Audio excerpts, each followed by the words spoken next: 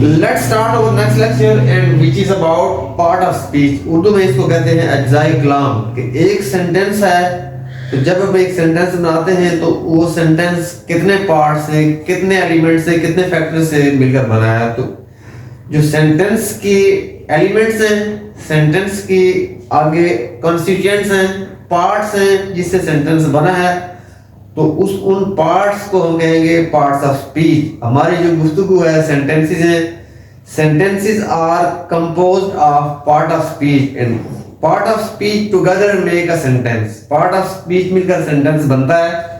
तो ये है जी, फर्स्ट है नाउन, सेकंड है प्रोनाउन, थर्ड है वर्ब, फिर adverb, adjective, preposition, conjunction and interjection. There are 8 part of speech in English language and first is noun, second pronoun, third verb। अच्छा, noun क्या है?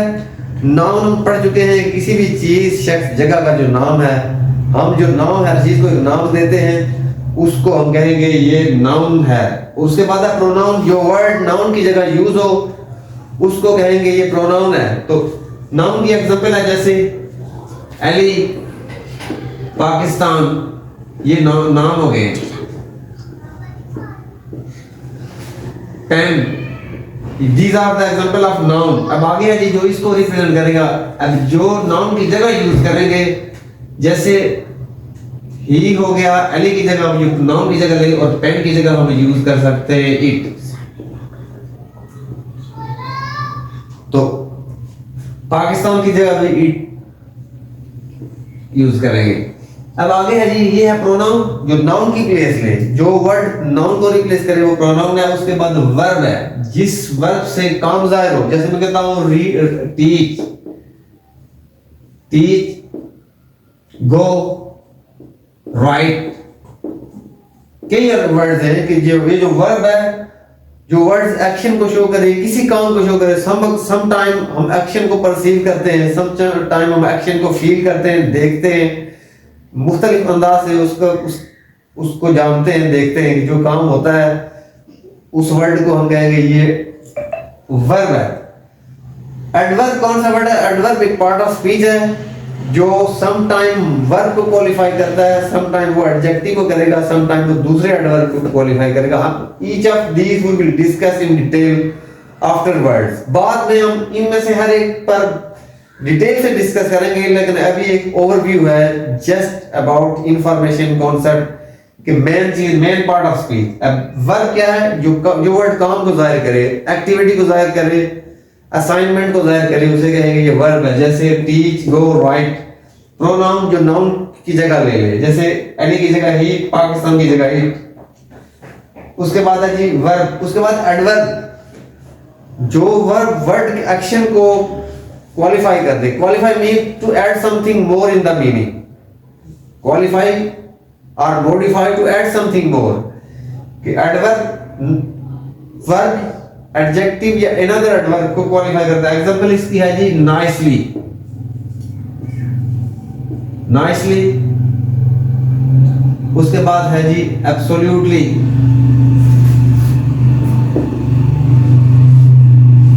और वो से वर्ड है स्मूथली। कुछ वर्ड्स मोस्टली, कई एक एडवर्ब ऐसे जो एलवाई पे आगे इन डिटेल में देखेंगे तो एडवर्ब बहुत वसी तरह का कांसेप्ट है। डिफरेंट टाइप वर्ड की कंस्ट्रक्शन है जो एडवर्ब को रिप्रेजेंट करते हैं। इसके फंक्शन 3 है। ये मॉडिफाई करता है वर्ब को, एडजेक्टिव को या अनदर एडवर्ब को सेंटेंस में। इसको कहते हैं नाइसली, एब्सोल्युटली, स्मूथली।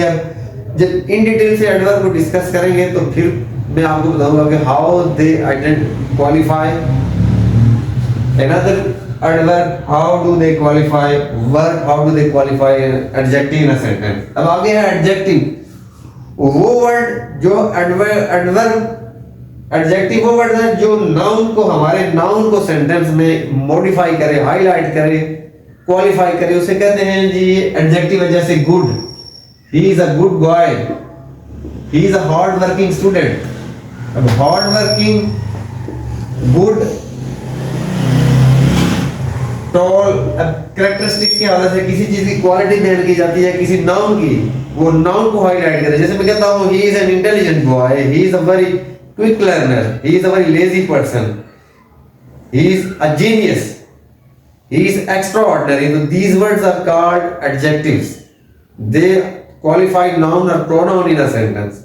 सेंटेंस में ये नाउन और प्रोनाउन को क्वालिफाई करते हैं, मॉडिफाई करते हैं, उनके मीनिंग को हाईलाइट करते हैं. और प्रीपोजिशन जो वर्ड्स है ये इन, ऑन, एट, एक्सेट्रा, ये वर्ड्स प्रीपोजिशन है. लेकिन आगे यूजेज में हम डिटेल से डिस्कस करेंगे तो हमें डिफरेंस लगेगा इसका.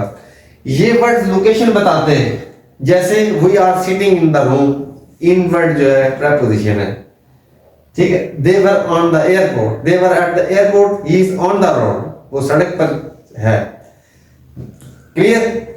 प्रीपोजिशन जो वर्ड है वो लोकेशन बताता है कि सेंटेंस की सब्जेक्ट की दूसरे पार्ट के साथ ऑब्जेक्ट के दरमियान जो लिंक है. The birds are flying in the air, we are in the room, he is sitting on the chair. In, on, at, for, etcetera, these words are called preposition. Conjunctions, जैसे हमने पिछले lecture में पढ़ा है कि जो word conjunction जब एक सेंटेंस को बढ़ाया जाता है, फैलाया जाता है, एक्सपेंड किया जाता है, तो हम एक से ज्यादा आइडियाज को ऐड करते हैं. तो उसमें हम सेंटेंस को कंजंक्शन की हेल्प से एक सेंटेंस से दो बनाते हैं. दो बातों को, दो सेंटेंस शॉर्ट को मिला के एक कंपाउंड सेंटेंस बना देते हैं. जैसे ही वेंट टू द बाजार, he bought some apple, दो सेंटेंस है. इसको हम कंजंक्शन के जरिए ऐड करेंगे. he went to the bazaar and bought some apple. तो and जो वर्ड है ये कंजंक्शन है. and, but, because, और भी बहुत सारे, for भी है, to भी हो सकता है.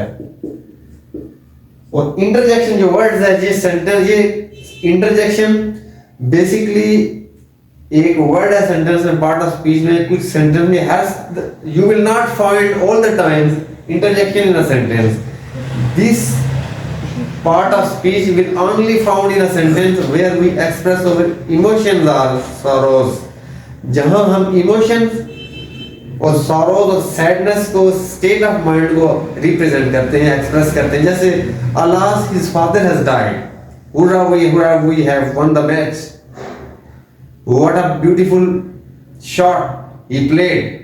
What a splendid job he did.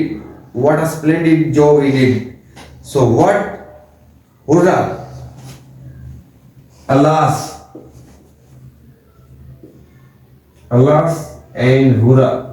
These are called, and we represent it with this sign is called